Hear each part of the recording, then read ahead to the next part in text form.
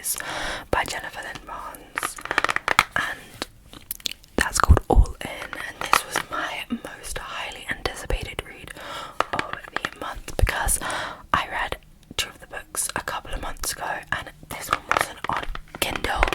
I couldn't find it on Kindle, and then I found it and I bought it, and then it was like you can get it on the 1st of May or whatever, because I bought it like halfway through April, and I was like, wait till the 1st of May, and I was like, please, I just want to read this book, because the first 2 books in the series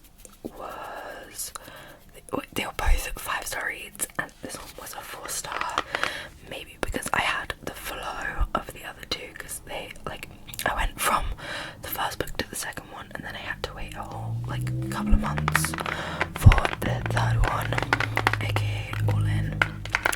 But I just really love the characters, and the plot twist is so good. If you're looking for a YA mystery,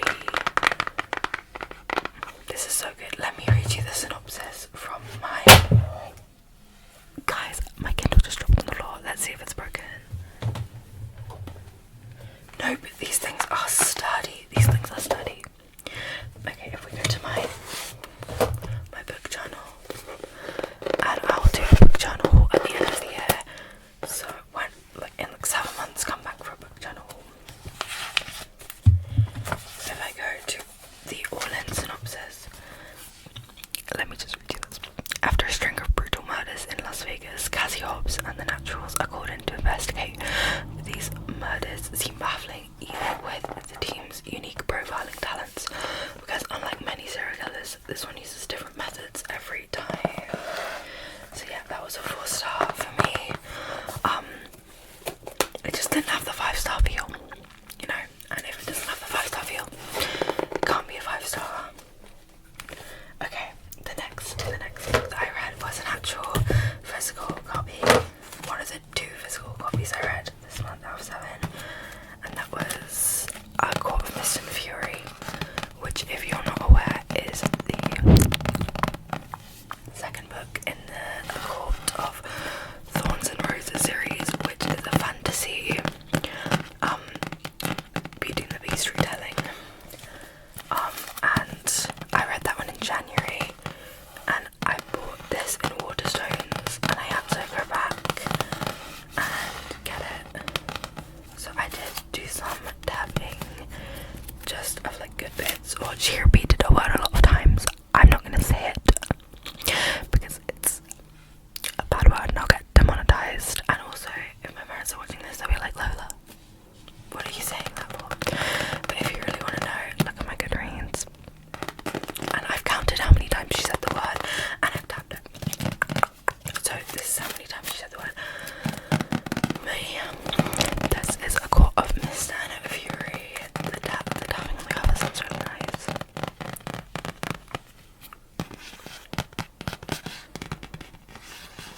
I could read my overview, or I feel like the back is a bit, if you haven't read the first one. Okay, let's read my synopsis in my book journal. As her marriage to Tamlin approaches, fair solemnness and nightmares consume her, or Feyre, I don't know.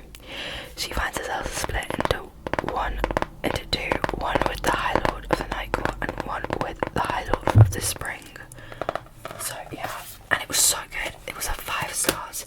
It had me hooked, and look how chunky it is. It's over 600 pages. It's 626 pages, my copy, which is just the normal copy. Yeah, I don't know how many books are in the series. I think it's an ongoing series. But if you're offended by people breaking the spine, sorry, you can hear all of the spine breaks when I scratch it, because this is so good. Look at this, it's bent so well. But yeah. Let me check anything notable. I just loved that it was a good mix of romance and fantasy, and I think because it's an earlier book, you're gonna get more romance, right?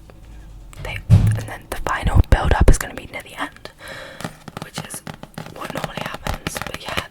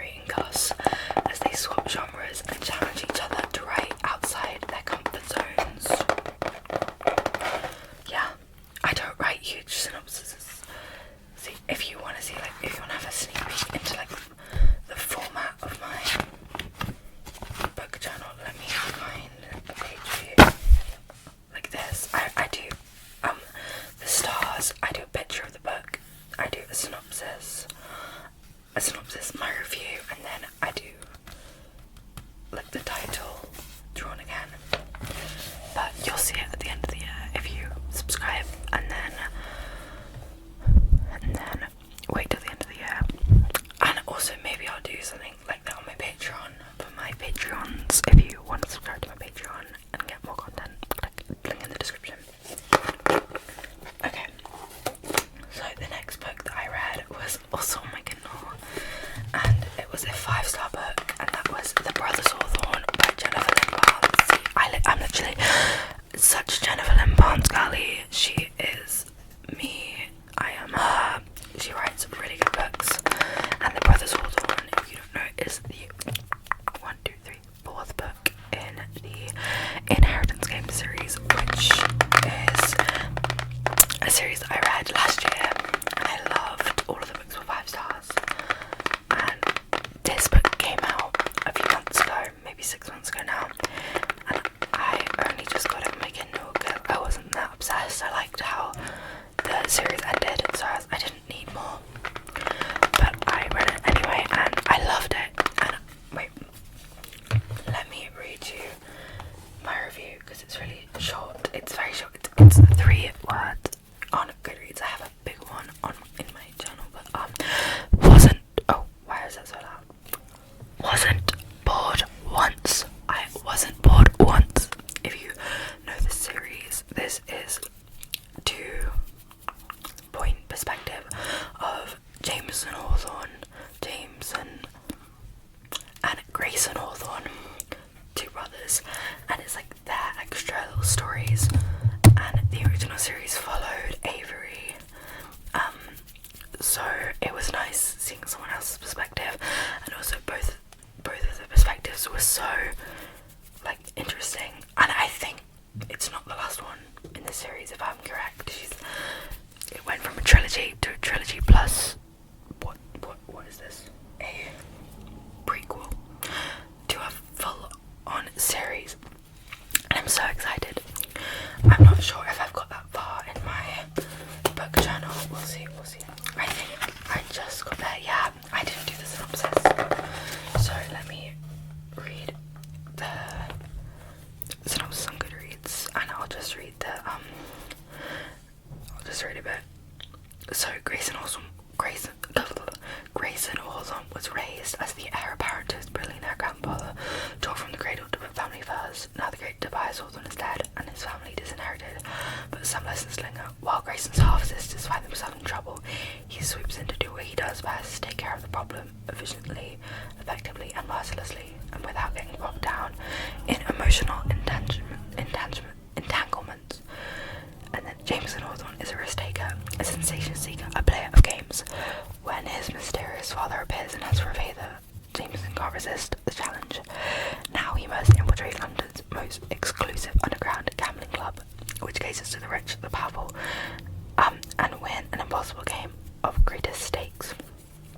Yeah, so it's 2 stories running at the same time, and it's really good. I'd really recommend if you liked the original series, and if you have read that book, I would really recommend the Naturals series because it's the same author, similar like writing style, and like 5-star series is for me. Okay, next book that I read was on Kindle. This is the final book that I read on Kindle, and it's this month, and that was King of Wrath,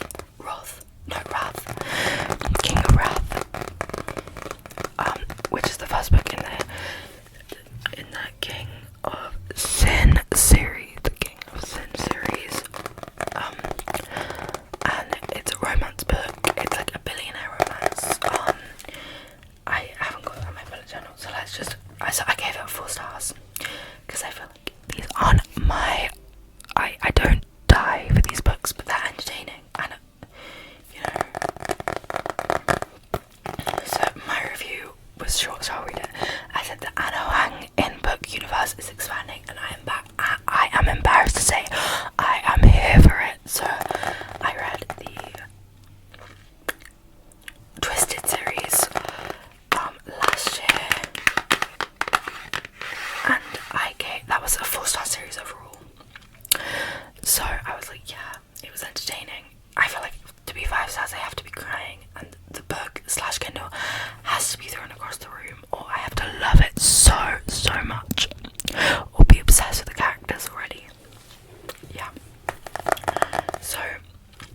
it's an arranged marriage romance. And that sounds really odd. But yeah. If you really want to, if you know, you guys will know if this is just by the cover. At least it's not like the cover of the guy on the front, you know what I mean? You know, some books like this have a picture of a human man on the cover, and it makes me embarrassed if I read them, because I don't mind these covers, or the new twisted covers, but the old twisted covers and the old King of Sin covers. Okay, the second last book that I read was on my Kindle. Oh, no, it wasn't. That's a complete lie. It was on my audio. So I just grabbed my headphones to tap on these since I listened to it. I have this app that I connect to my library card called Box, and that's like a UK thing, but I think if you're in America or some places in England, Libby connect your library card too, but my library doesn't do that for some reason, and it's so annoying because Libby has loads of books that I want. But anyway, Box. I listened to Killjoy by Holly Jackson, which was a 5-star read. Guys, I have had 4 5-star reads out of 7. I'm young. Let me give all the books 5 stars. I'm not gonna pretentiously give books a 4.75 because the writing was bad or because of anything. Yeah, I'm just gonna give it a 5 star. No, I don't like the 0.25 system. I do like the 0.5 system because it's just like rating out of 10, but if you're rating it out of 20, it's going a bit far.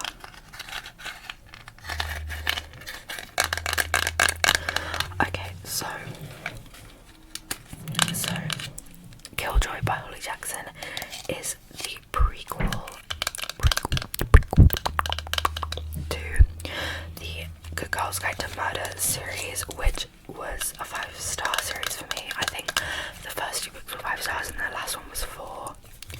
And this was 5 stars, so yeah, overall a 5-star series. And if you read that, I'd really recommend Killjoy because it's about a murder mystery party. It's really low stakes. It's about a murder mystery party, which inspires Pip to do her EPQ on the Andy Bell case. Oh wait, I think in America, because it's a British series of books, British author, originally British, and for some reason when it got sent to America, they made it like American. It's now set in America instead of England, and I'm pretty sure it's like a senior high school project or something. But apparently everyone was really mad when this series is coming out. The trailer, Emma Myers was speaking in a British accent, not American, because they were like, "This is an American show." No, babe, it's an English show. This sounds so weird to me. But yeah, Killjoy. I said I loved this book so much. It was so fun to spend time with Pip and her friends again. And Holly Jackson is just a wonderful writer, making me stressed when the whole thing was very low stakes.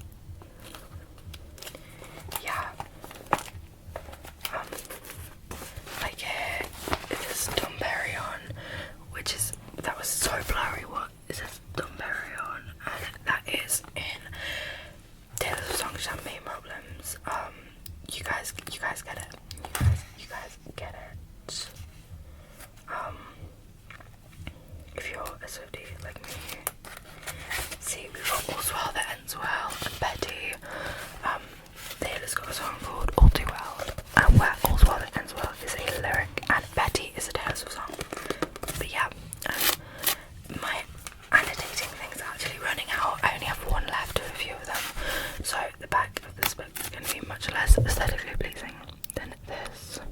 And I've tried to match it with the Seven Husbands colours.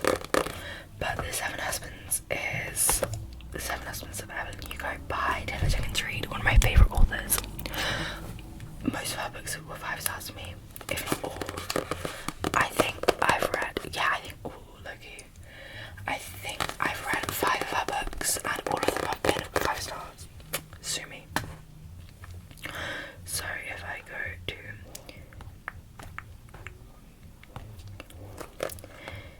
go to The Seven Husbands, and I'll just read you, I can just read you the blurb. Okay. Reclusive Hollywood icon Evelyn Hugo is finally ready to tell the truth about her glamorous and scandalous life. But when she chooses unknown magazine reporter Monique Grant, whose name is Elizabeth Grant, aka Lizzie Grant, aka Lana Del Rey. It's not actually Lana Del Rey, but her name is Elizabeth Grant, which is kind of crazy. To write her story, no one is more astounded than Monique herself. From making her way to Los Angeles. Guys, why can't I pronounce words?